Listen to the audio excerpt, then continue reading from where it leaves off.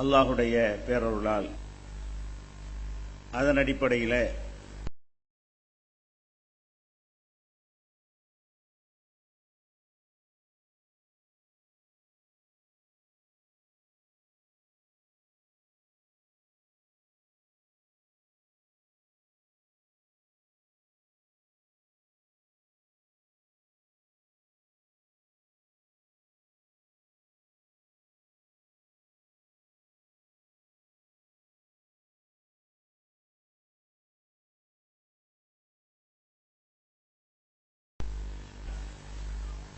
நபிகள் நாயகம் ஸல்லல்லாஹு அலைஹி வஸல்லம் அவர்களை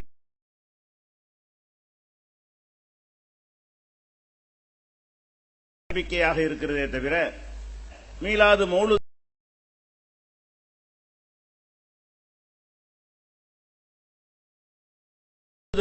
செய்வது அவர்களை அது சொந்த கருத்து இல்லை, அல்லாஹ்விடம்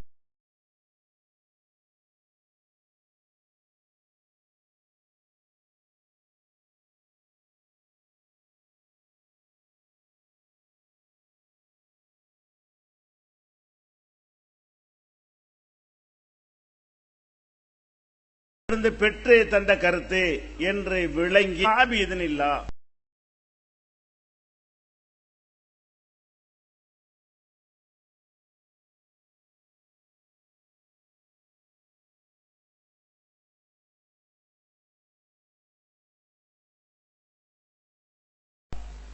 எந்த ஒரு ரசூலை நாம் அனுப்புவதாக முழுக்க முழுக்க நம்முடைய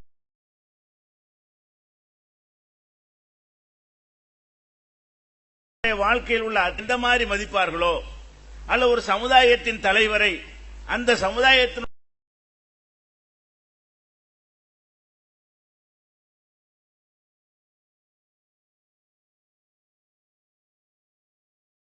உறுப்பினர்கள் எப்படி மதிப்பார்களோ அந்த பெரிய காரியம் வரைக்கும் அவங்க எப்படி சொன்னார்கள், எப்படி செய்தார்கள், எப்படி நமக்கு வழிகாட்டினார்கள் என்று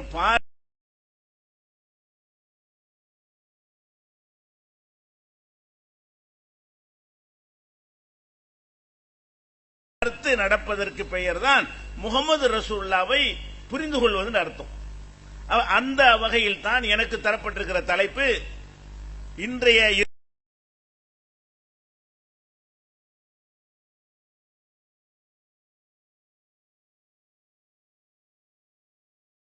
இறுதி தூதர் அவர்கள் இன்று ஏற்படுகிற பிரச்சனைகளுக்கு எப்படியெல்லாம் தீர்வு சொல்லியிருக்கிறார்கள். ஒரு முக்கியமான விஷயத்தை நீங்கள் அறிந்து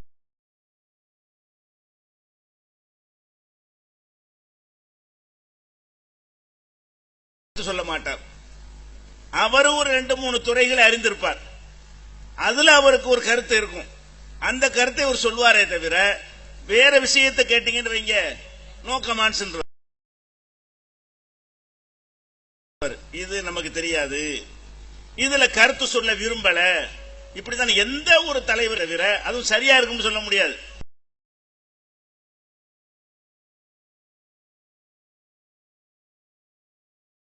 அவருக்கு தெரிந்ததை சொல்வார். கேட்கிற எல்லாத்துக்கும் சொல்வாரா? சொல்ல மாட்டார்.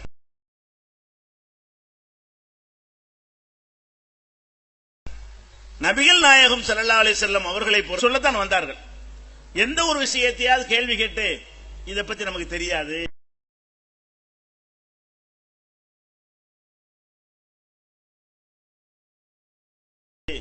இதை பத்தி நமக்கு ஐடியா இல்ல அப்படின்னு ஒரு ரசூல் சொல்ற.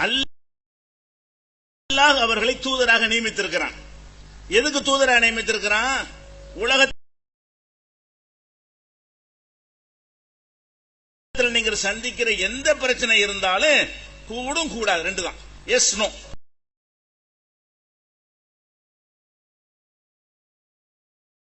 தான் இஸ்லாத்தில் இருக்குது.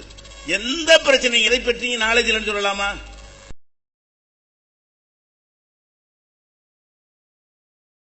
இதை பற்றி எனக்கு ஐடியா இல்லைன்னு சொல்லலாமா? அப்ப எதை பற்றி கேட்டாலும்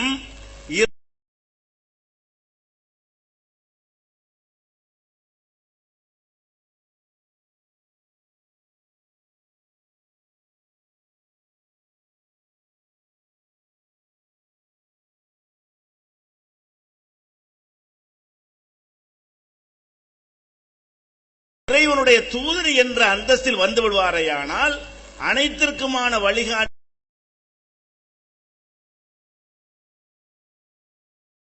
ஒரு கட்டத்திலும் கூட இதை பற்றி என்ன சொல்வது எனக்கு தெரியவில்லை, இதனுடைய சட்டம் எனக்கு புரியவில்லை என்று அவங்க சொன்னதே இல்லை.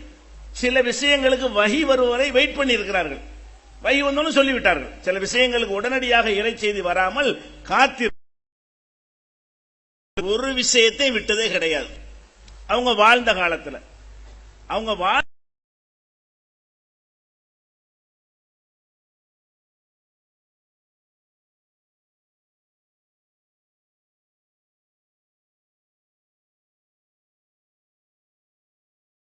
அந்த காலத்துக்கு பிறகு நபிகள் நாயகம் சக வரலாம், புதிய சிந்தனைகள் வரலாம், புதிய புதிய கொள்கைகள் எல்லாம் உலகத்தில்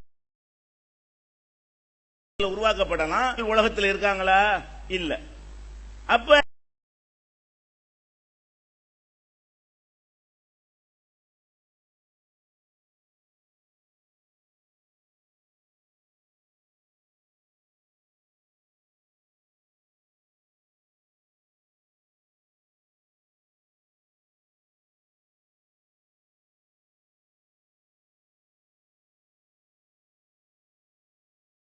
அவங்க அனைத்துக்கும் மாதிரி தீர்வு அளிக்கலாம் என்பதற்கு அடிப்படை இருக்கும். நேரடியாக இதை சொல்லாவிட்டால் கூட இதற்கு இந்த மாதிரி தீர்வு அளிக்கலாம் என்று புரிந்து கொள்ளக்கூடிய ஒரு அம்சத்தை நபிகள் நாயகம் ஸல்லல்லாஹு அலைஹி வஸல்லம் அவர்கள் பயன்படுத்தி இருப்பார்கள். அவர்களுக்கு வழங்கப்பட்ட திருக்குர்ஆனில் அது போன்ற சொற்கள் பயன்படுத்தப்பட்டு இருக்கும். அதனாலதான் இப்ப உள்ள பிரச்சனைக்கு தீர்வு இருக்குங்கிறோம். இப்ப சின்ன உதாரணமா எடுத்துக்கொண்டோமே, ஆனால் இப்ப நவீன காலத்தில் நம்ம வாழ்கிறோம். இந்த காலத்தில் ஒரு குழந்தை இல்லாத தம்பதிகள் கல்யாணம் ஆச்சு, 1 வருஷம் 2 வருஷம் 10 வருஷம் 15 வருஷம் ஆகிவிட்டது, திருமணம் ஆகி குழந்தை இல்லை. ஆம்பளையும் சோதனை பண்றாங்க, அவர்கிட்ட எந்த குறையும் இல்லை, பெண்ணையும் சோதனை பண்றாங்க, அவங்கள்ட்ட எந்த குறையும் இல்லை, ஆனா குழந்தை இல்லை என்ற உடனே செயற்கை முறையில் என்ன செய்யறாங்கன்னா அந்த கருவூட்டலை நிகழ்த்துறாங்க. ஆணுடைய அந்த விந்தை வாழ்ற காலத்தில் யாராவது உங்களை கேட்டு இது மாதிரியான விஷயங்களுக்கும் தீர்வு இருக்கிறது. என்ன தீர்வு இருக்கிறது என்று சொன்னால், குர்ஆன்ல ஒரு வசனம் இருக்கிறது, நிசாவுக்கும் ஹர்சுல்லக்கும், உங்களுடைய மனைவிமார்கள் உங்களின் விளை நிலங்கள். ஆண்களை நோக்கி சொல்ற ஒரு வசனம், உங்கள் மனைவிமார்கள் உங்களுடைய விளை நிலங்கள். ஃபஅத்து ஹர்ஸக்கும் அன்னா ஷி'தும், உங்களுடைய விளை நிலங்களில் நீங்கள் விரும்பியவாறு செல்லுங்கள் அப்படிங்கிற ஒரு வாசகம் குர்ஆன்ல இருக்குது. அப்ப கணவன் மனைவி உறவை சொல்லும் பொழுது பெண்களை எதுக்கு விளைநிலம் என்று அல்லாஹ் சொல்றான்? அவர்கள் தான் குழந்தையை உற்பத்தி பண்ணக்கூடிய ஒரு நிலத்தை போல. ஒரு நிலத்தில் நம்ம விதையை போடுகிறோம் என்று சொன்னால் விதையை போடுவதோடு அந்த விவசாயியுடைய வேலை முடிந்து விடுகிறது. அதை முளைத்து செய்வது அந்த நிலம் தான் முளைக்க செய்கிறது. அது முளைக்க செய்து 1க்கு 10ஆக 100ஆக பெருக்கி தானியமாக நமக்கு தருவது நிலத்தினுடைய வேலை. அப்ப கணவன் மனைவியர் மத்தியில பெண்கள் எப்படி இருக்கிறார்கள் என்று சொன்னால் ஒரு விளை நிலத்தில் ஒரு தானியத்தை உற்பத்தி பண்ணுவது போல இருக்கிறார்கள் அப்படிங்கறத சொல்றதுக்கு தான் உதாரணம் காட்டுறான். அப்ப இந்த செயற்கை முறை கருவூட்டல இப்ப என்ன பண்றாங்க என்று கேட்டா, வேற ஒரு ஆம்பளையுடைய விந்து எடுக்கிறாங்க.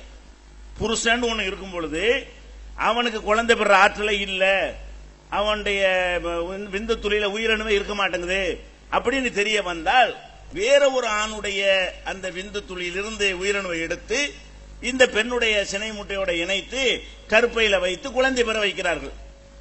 இப்ப இது கூடுமான்னு ஒரு கேள்வி வந்தோம்னா கூடாதுன்னு சொல்லிவிடலாம். ஏன் சொல்லலாம்? இந்த வசனமே போதும். உங்கள் மனைவியர் உங்கள் விளைநிலங்கள், அடுத்தவனுடைய விளைநிலம் கிடையாது.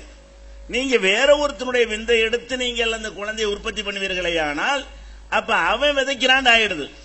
உங்களுடைய விளைநிலமாகத்தான் அதை வைத்திருக்கணுமே தவிர யாரை நீங்கள் மனைவி என்று சொல்கிறீர்களோ, யாரை புருஷன் என்று சொல்கிறீர்களோ அவர்கள் மத்தியில் தான் விதைத்துக் கொள்ள முடியுமே தவிர இன்னொருத்தனுடைய விந்தை கொண்டு விதைக்க முடியாது அப்படிங்கிற ஒரு சட்டத்தை இந்த சொல்லை எடுத்துடலாம்.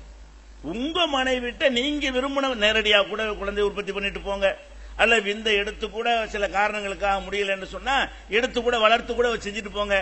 விந்து உங்க விந்துவாக இருக்க வேண்டும், அவங்க சுமக்கிறது அவங்களாக இருக்க வேண்டும், அவங்க இன்னொருத்தனுடைய விந்தை சுமந்து பெறக்கூடாது என்கிற ஒரு சட்டத்தை இதுல இருந்து எடுக்க முடியுமா முடியாதா?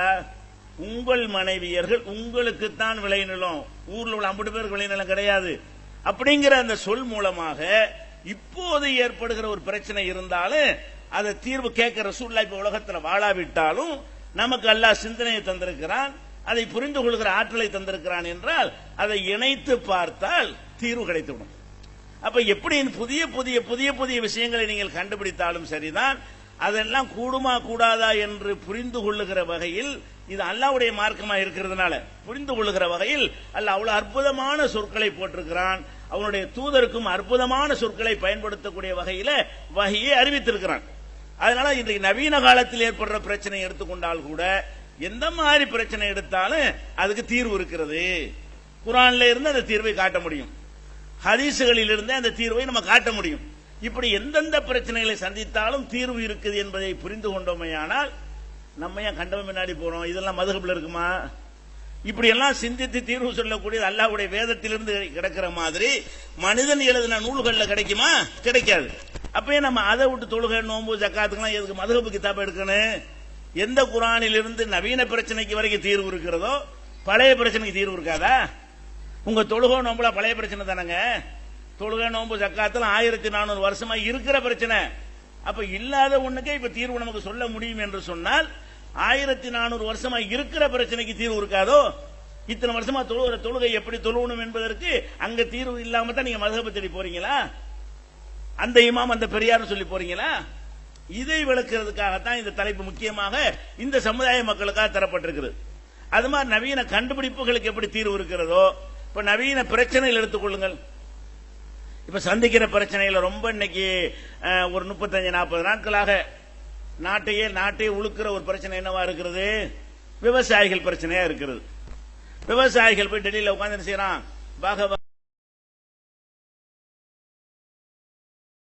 வகையான போராட்டங்கள்லாம் பண்ணி பார்க்கறான். என்ன போராட்டம் பண்றான்? அவனுக்கு ஒண்ணு தெரியவும் இல்லை. விவசாயிகள் ஒரு அப்பாவி மக்கள், அவங்களுக்கு போராட்டம் எப்படி பண்றவங்க கூட தெரியல.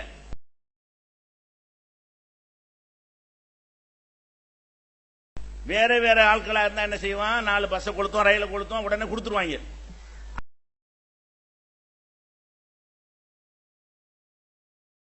அதுவும் தெரியல. நிர்வாணமா ஒத்து போட்டு பாடுறான், செருப்பெல்லாம் அடிச்சுக்கிறான், தாலியை கட்டுறான், தாலியை வைக்கிற பொம்பளை மாதிரி சேலை உடுத்துறான், தரையில உருள்றான், என்னென்னமோ பண்ணி பாக்குறாங்க. பண்ணி பார்த்து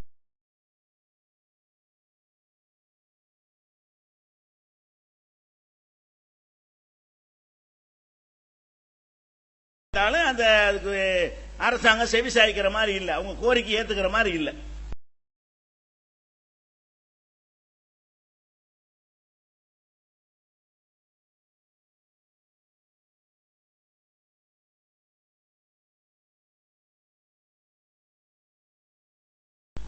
அப்ப இந்த விவசாயிகள் பிரச்சனைக்கு இஸ்லாத்தின் பார்வை என்ன?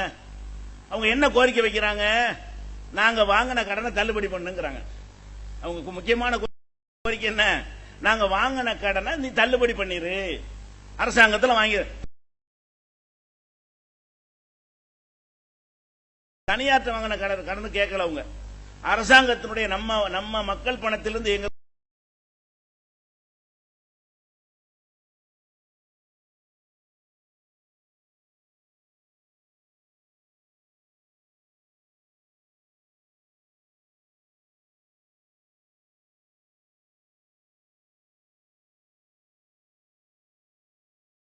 கூடிய வங்கிகளில் அவங்க கடன் வாங்கி இருக்கிறார்கள். அந்த கடனை நீ தள்ளுபடி பண்ணு.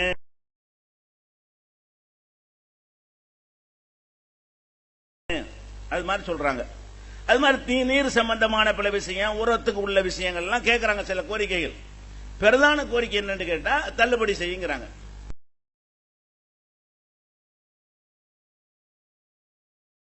அப்ப இந்த விவசாயிகள் விஷயமாக இஸ்லாத்துக்கு ஏதாவது பார்வை இருக்குதா?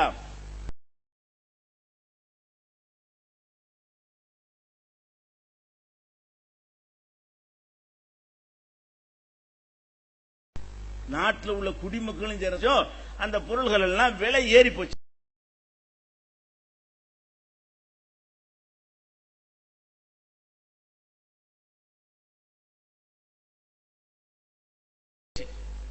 மக்கள் வந்து இன்னதுக்கு இன்னதுதான் உற்பத்தி விவசாய பொருள்களுக்கு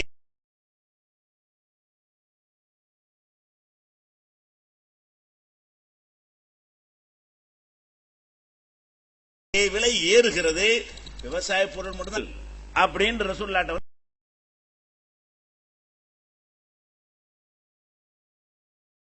வந்து கேட்கிறாங்க. அப்ப ரசூல் ஸல்லல்லாஹு அலைஹி வஸல்லம் ரிஸ்கை சுருக்கிறவன்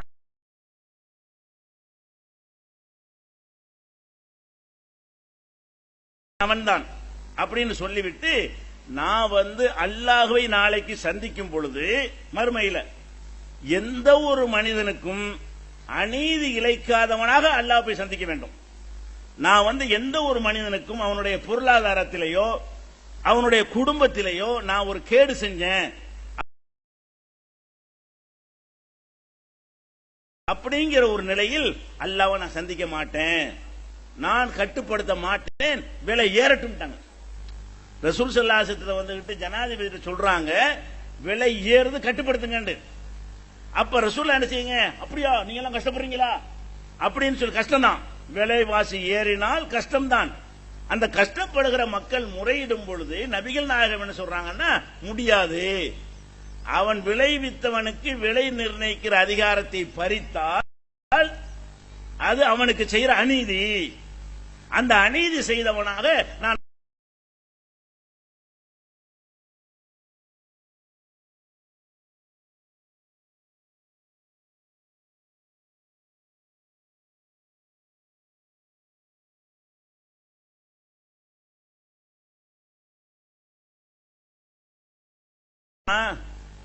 நீங்க பால் 20 ரூபாய்க்கு வாங்கலாம்.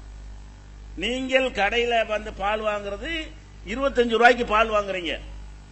விவசாயிட்ட அரசாங்கம் ஆவின் பால்லாம் வாங்குறான்ல,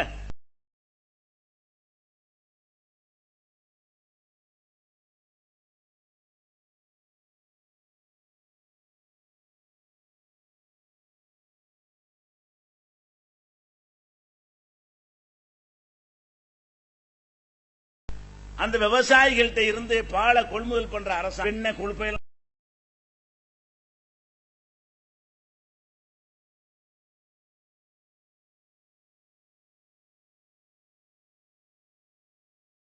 எடுத்து அதை தனியா வந்துகிட்டு பல பொருள்களா தயாரித்து விட்டு இந்த பாலை அடைச்சு உங்களுக்கு என்ன செய்யணும், 2 மடங்கு லாபமா தரலாம். 20 ரூபாய் தான் விலை நிர்ணயம் பண்ணிட்டு 20 ரூபாய்க்கு நான் வேற என்ன செய்வோம், அவ்வளவு பணம் விற்க முடியாது இல்லையா. மொத்தமா அரசாங்கத்தில் எடுத்துக்கொள்ளுங்கள் சொல்லி வரும் பொழுது அரசாங்கத்தினுடைய பால் பண்ணை அடிப்படையில் இன்னும் சொல்ல போனா அந்த கறவை மாடு வாங்குற கடன் கொடுத்திருப்பான், கடன் கொடுத்ததுனால இவன்ட்டு அந்த பாலை விற்கணும். அப்ப அரசாங்கத்தில் 1 லிட்டர் பாலை வந்து விவசாயிட்ட நீங்க வாங்குவது 20 ரூபாய். அப்ப 20 ரூபாய்க்கு பாலை வாங்கி 30 ரூபாய் லாபம் வச்சு என்ன செய்யறான் அரசாங்கம், தனியாரும் கொள்ளையடிக்கிறாங்க. அதை விட ஜாஸ்தியா விற்கிறவங்களும் இருக்கிறாங்க. அப்ப அந்த விவசாயிக்கு 1 லிட்டர் பாலுக்கு 20 ரூபாய் என்பது அது போதுமான ஒரு விலையா? அந்த பால் சும்மா வருமா? அந்த பால் தினம் வந்துகிட்டு இருக்குமா? ஒரு மாட்டை வாங்குறான்னு சொன்னா அது கன்று குட்டி போட்டு அப்ப ஒரு வருஷம்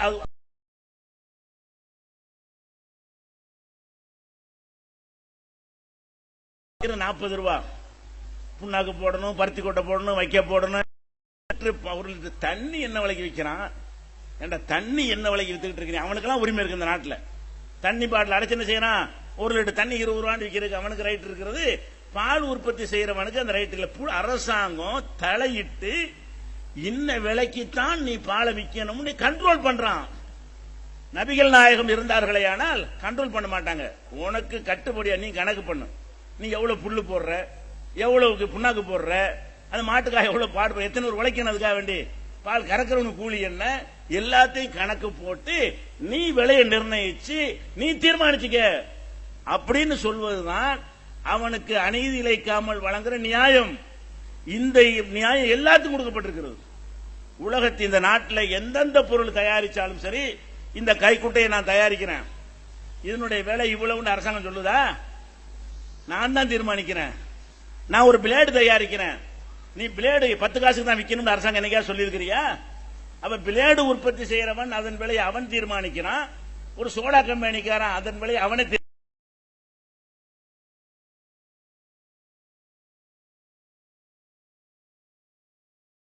தீர்மானிக்கிறான், தண்ணீரை வியாபாரம் பண்றவன் அவனே அந்த விலையை தீர்மானிக்கிறான்.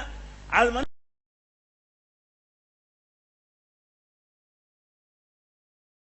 பெரிய கஷ்டம் இல்ல, உழைப்புகள் இதெல்லாம் சிரமம் எல்லாம் இல்ல, தினசரி உற்பத்தி பண்ணிக்கிட்டே இருக்கலாம்.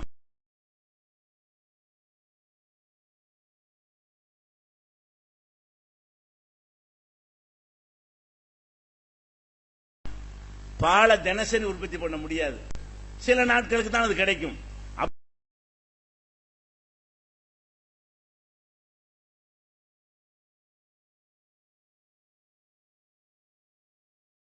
அப்படிப்பட்ட ஒரு விஷயத்தில் நீ அரசாங்கம் தலையிட்டு அவனுக்கு அநீதி இழைக்க போய் தான்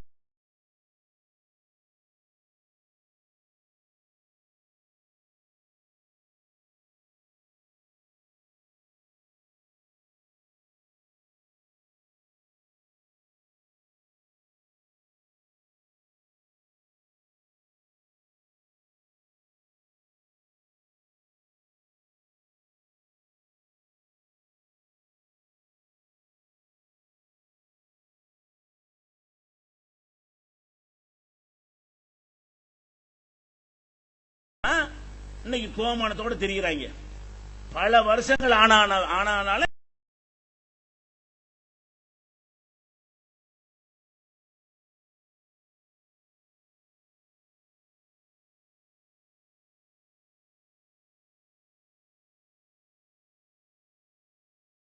அந்த குடிசையில வாழ்ந்து கொண்டிருக்கிறான். அவன் உழைப்பை நம்ம சுரண்டி திங்கிறான் அநியாயமான முறையில்.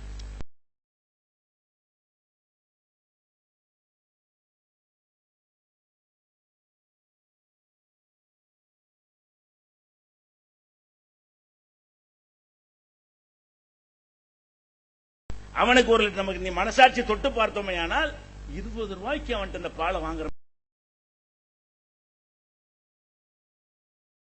அநியாயம் இல்லையா இது? அவனுடைய நெருக்கடி, அவனுக்கு ஒன்றும் தெரியாம இருக்கிற ஒரு பலவீனத்தை பயன்படுத்திக் கொண்டு உட்பட சாதாரண ஸ்ப்ரே வாங்குறதுக்கு எத்தனை ரூபாய் செலவழித்துட்டு இருக்கிறீங்க? வீணான காரியங்களுக்கு எவ்வளவு பணம் தள்ளி கொடுக்குறீங்க? பெரிய பெரிய கம்பெனிகள் சேர்ந்த நிறுவனங்கள் எல்லாம் எவ்வளவு சம்பாதிச்சு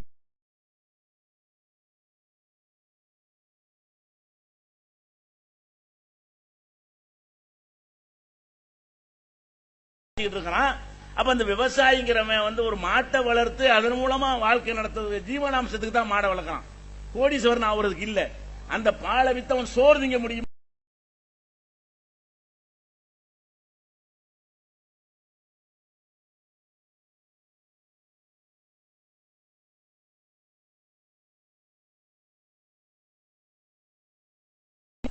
பாலை வித்து சோறு திங்க முடியாத நிலைக்கு ஆளாக்கணும் யார்?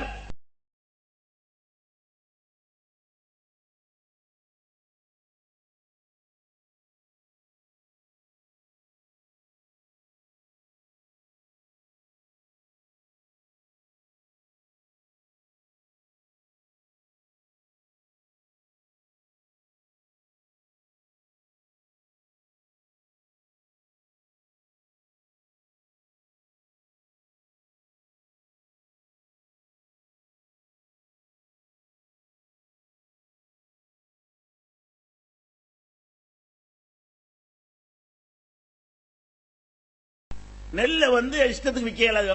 அரசாங்கத்துக்கு நீ அளந்தாகணும். அரசாங்கம் வைக்கிற விலை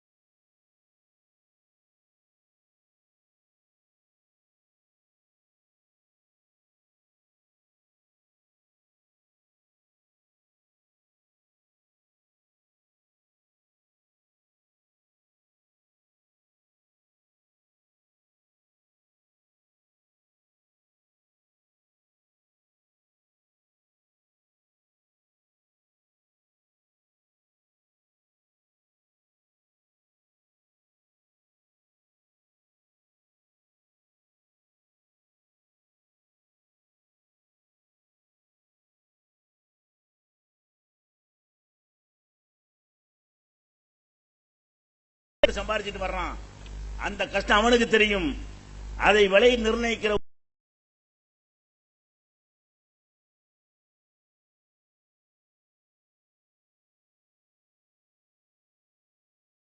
உரிமை அவனுக்கு இருக்கிறது, அதுல நீ தலையிடாதே அப்படின்னு சொல்லி எல்லாம் நபிக்கு விலை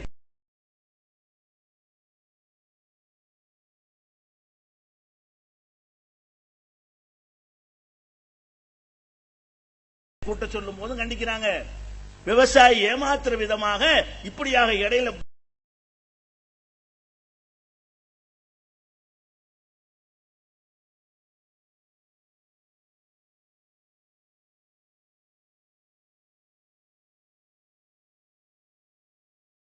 புரோக்கர் நுழைந்து அவன் திங்கிறான் பாருங்க, அதையெல்லாம் தடுத்தாங்களே.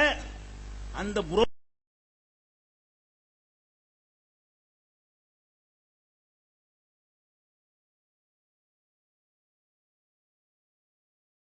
வேலை தானே நீங்க பாத்துட்டு இருக்கீங்க. அரசாங்கம், மத்திய மாநில அரசாங்கங்கள் விவசாய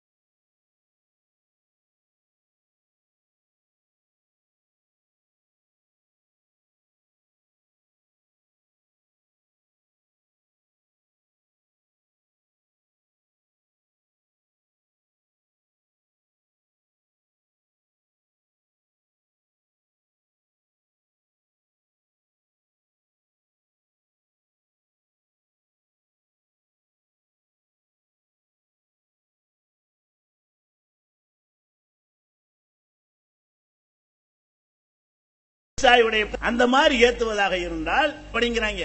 அம்புட்டு படியையும் போட்டு வாங்கட்டும் ஆசிரியர்களுக்கு மேல குறை சொல்றதுக்கு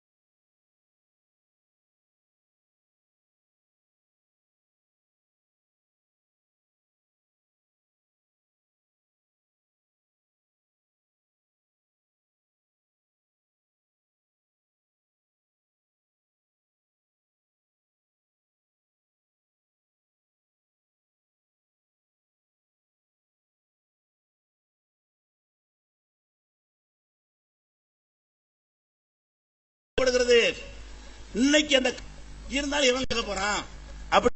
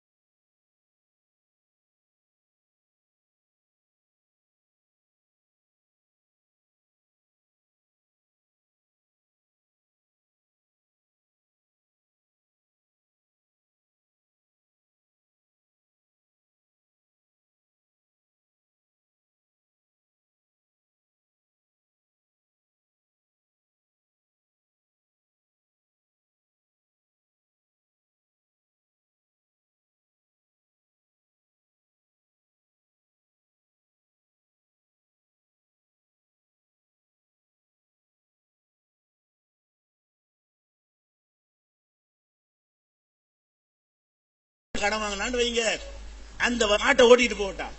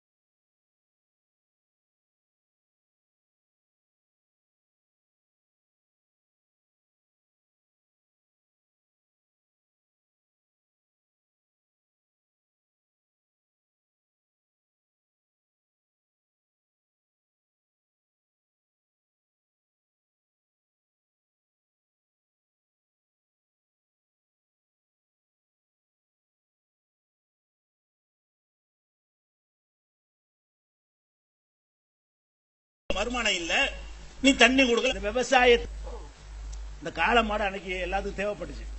வயல்ல உழவு செய்வதற்கு மாட்டை வச்சுதான் உழவு செய்ய முடியும். இப்ப டிராக்டரை மாத்தி போட்டாங்க, அதுவும் கிடையாது.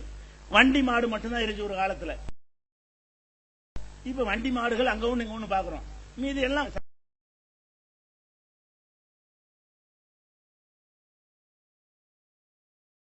சரக்கேத்திலாம் போக மாட்டான். கிராமத்துல விஷமா வித்தா மட்டும்தான்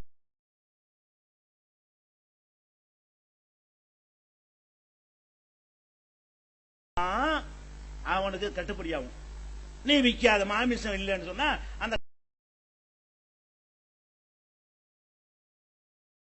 காளமாட்டை வச்சுட்டு பசு மாட்டுக்கு சோறு போட்டாச்சும் பால் கிடைக்கும். காளமாட்டுக்கு தீனி போட்டா என்ன கிடைக்கும்? அந்த காளமாட்டுக்கு டெய்லி தீனியை போட்டான்னு சொன்னா உனக்கு வேணா சாணி கிடைக்கும். நீ பசுமாட்டு சாணியை தான் திம்பிய தவிர காளமாட்டு சாணியை திங்க மாட்டேன், வழங்குதா? அப்ப பசுமாட்டு மூத்திரம் தான் குடிப்பிய தவிர காளமாட்டு மூத்திரம் குடிக்க மாட்டேன். இப்ப அது என்ன செய்யற? அந்த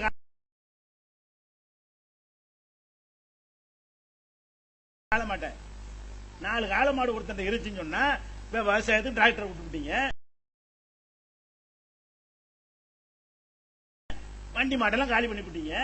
அதை கறிக்கு தான் மாமிசத்துக்கு தான் விற்க முடியுங்கிற ஒரு நிலையில அதையும் விற்காதுன்னு சொன்னா நாங்க வாங்காம இருந்துட்டு போறோம், ஒண்ணும் கிடையாது, வேற வேலை பார்த்து புழைச்சிக்கிடுவோம். இப்ப 4 மாடு வச்சுக்கணும், என்ன செய்வான்? இப்ப போட்டுட்டு இருப்பானா, அதை விட்டுருவான். அப்புறம் எலும்பு தோல்மா போய் தெருவை பத்தி விட்டு ஊரான் வயல் எல்லாம் மேஞ்சி, ஏற்கனவே விவசாயம் கஷ்டப்பட்டு இருக்கிறான், அம்புட்டு வயல்ல மேஞ்சி அவனுக்கு மேல நஷ்டத்தை ஏற்படுத்தி கடைசியில ஒண்ணும் இல்லாம சாவ போகுது. ஏன்டா விவசாயிகள் இது பாருங்க, விவசாய பத்தி நினைச்சிருந்தான்னு சொன்னா இந்த மாட்டுல கை வைப்பானா? ஒரு விஷயத்தை வேறு வரைக்கும் போய் பார்க்கணும், மேல பழத்தை மட்டும் பார்க்க கூடாது. அது எங்க வேறு எங்க இருக்கு, எங்க முளைக்குது அப்படின்னு பார்த்து கண்டுபிடிச்சவன அறிவாளி. இவன் யோகிங்கிறாங்க, யோகம் பண்ணி என்ன பண்ணி தொலைச்சான்னு தெரியல, முஸ்லீம் அடிக்கணும்னு நினைச்சுக்கிட்டு மாட்டுக்கறி மூடுனான். நல்ல வேலைக்கு கோர்ட்டு தலையிட்டு கடை போட்டாங்க. இப்ப இந்த கிறுக்கு பையனுடைய உத்தரவுக்கு என்னச்சுன்னா அலகாபாத் ஹைகோர்ட்ல பாபர் மசூதிக்கு கிறுக்கு தீர்ப்பு வழங்கினான். இதுக்கு நல்ல தீர்ப்பு வழங்கிட்டான். என்ன வழங்கிட்டான்? இந்த உணவுல தலையிடாத, எதை திங்கணுங்கிறதெல்லாம் தீர்ப்பு. விவசாயி ஒரு இனமாக பார்க்க மாட்டேங்கிறான். அடே அந்த விவசாயி இந்து தானடா அதிகமாக, நாங்கள் 2% 1% விவசாயத்தில் இருக்க மாட்டோம். அவனுக்கும் சேர்த்து நாங்க குரல், எங்க இஸ்லாம் குரல் கொடுக்குது, எங்க நபிகள் நாயகம் குரல் கொடுக்குறாங்க, நாங்க குரல் கொடுக்கிறோம். நீ இந்து இந்துன்னு சொல்றிய, அந்த இந்து விவசாயி தான் தெருவில் நிக்கிறான், சாவ போறான், தற்கொலை பண்றான். இது இந்த மாட்டு பிரச்சனை எத்தனை பேர் போறான்? இவ்வளவு செஞ்சு விட்டு மாடை வளர்க்க முடியவில்லை என்றால் கோசாலையில் கொண்டாந்து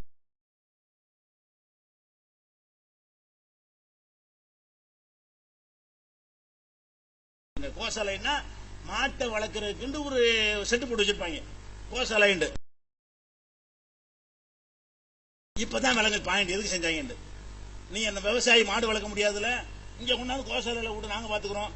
கோசாலையில கொண்டே விட்டாங்க மாட்டை, 1000 மாட்டை கொண்டே விட்டுட்டு அடுத்த மாசம் பார்த்தா 20 தான் இருக்குது. 1000 மாட்டை கொண்டே உள்ள விட்டா 20 மாடு தான் இருக்குது. எங்கடா மீதின்னு கேட்டா எல்லாம் செத்து போச்சுன்னு கணக்கு காட்டிவிட்டு கேரளாவுக்கு அனுப்பிட்டாங்க. இவனுங்களே எதுக்கு? அடிமாட்டுக்கு அறுத்திங்கிறதுக்கு, அறுத்திம்பதற்காக வேண்டி அடிமா அது படத்தோட ஆதாரத்தோட குமுதம் ரிப்போர்ட்ல செய்தி வெளியிட்டு இருந்தார்கள். அப்ப அந்த மாடுகளை நீ விற்காத, நான் வித்துக்கிறேன், விவசாயி வித்துறாத, நான் விற்பேன், வேற மாநிலத்தில் வித்துருவேன் அப்படின்னு சொல்லி அங்க அனுப்பிவிட்டு அல்ல வெளிநாட்டுக்கு ஏற்றுமதி பண்ணிடுவேன். பசுவின் மீது தெய்வத்தை தெய்வம் சொல்றாங்க பாருங்களேன், தெய்வத்தை வெளிநாட்டுக்கு ஏற்றுமதி பண்றாங்க. விவசாய தலையில கையை அடிச்சு விட்டு இவங்க என்ன செய்யறாங்க? மாட்டு பண்ணையை உண்டாக்கி அதை அனுப்பி விட்டு சம்பாதிக்கிற காட்சியெல்லாம் பாக்குறீங்க. ஆக அந்த விவசாயிகள் பிரச்சனைக்கு தீர்வு என்னவென்று சொன்னால், அவர்கள் ரொம்ப கஷ்டப்படுற ஒரு இனம், நமக்காக தியாகம் செய்யற ஒரு இனம், அவர்கள் உற்பத்தி பொருள்களுக்கு உரிய விலை கிடைக்காத ஒரு இனம், அதிகமாக ஏமாற்றப்படுகிற ஒரு இனம், புரோக்கர்களுக்கு நுழைஞ்சு அவர்களை ஏமாற்றி விடுகிறார்கள். இப்படியெல்லாம் சிந்தித்து நபிகள் நாயகம் காட்டிய வழியில் அவர்கள் தீர்வு கண்டிருப்பார்களே. ஆனால் விவசாய பிரச்சனை ஒன்னா சிம்பிளா முடிஞ்சு போயிடும். விவசாயியுடைய கடனை ஒரு உத்தரவுல, இன்னும் சொல்ல போனா உத்தரப்பிரதேசத்தில் தேர்தலில் ஜெயிச்சு வந்துட்டாங்க. முதல்ல ஏதோ காரணம்னு சொன்னாங்க, இப்ப வேற காரணம் தெரியுது. மிஷினை மாத்தி ஜெயிச்சுட்டாங்க, மிஷின்ல புரோகிராம் பண்ணிட்டாங்க. 5 ஓட்டுக்கு 1 ஓட்டு விழுந்துடணும்னு வச்சுட்டாங்க. அப்ப இயற்கையா ஓடுற ஓட்டோட சேர்த்து 5வது ஓட்டு தாம 2 முடிவு பண்ணிட்டாங்க. மிஷின்ல போட்டு மாட்டிக்கிற வச்சுட்டாங்க, டெமோ பண்ணி காட்டுறாங்க. உத்தரவு ஓட்டுலாம் பிஜேபிக்கு போகுது. அப்ப மிஷின்ல என்ன வேண்டாலும் செய்யலாங்கிறது அது நிரூபிக்கப்பட்ட ஒரு உண்மை. தேர்தல் கமிஷன் போய் சொல்லுது, அதை செய்ய முடியாதுன்னு. தாராளமா செய்யலாம், மிஷின்ல என்ன வேணாலும் செய்யலாம். நான் பேசுறதே வேற ஆள் பேச மாதிரி காட்டுக்கலாம், பெரிய மேட்டரே கிடையாது. அந்த மாதிரி செஞ்சு ஜெயிச்சுட்டாங்க. ஒரு விஷயம் ஜெயிக்கும் போது விவசாயிகள் கடனை எல்லாம் தள்ளுபடி செய்வோம்னு சொல்லி தொலைச்சுட்டாங்க. சொல்லிட்டாங்களா? ஆட்சிக்கு வந்தாச்சு.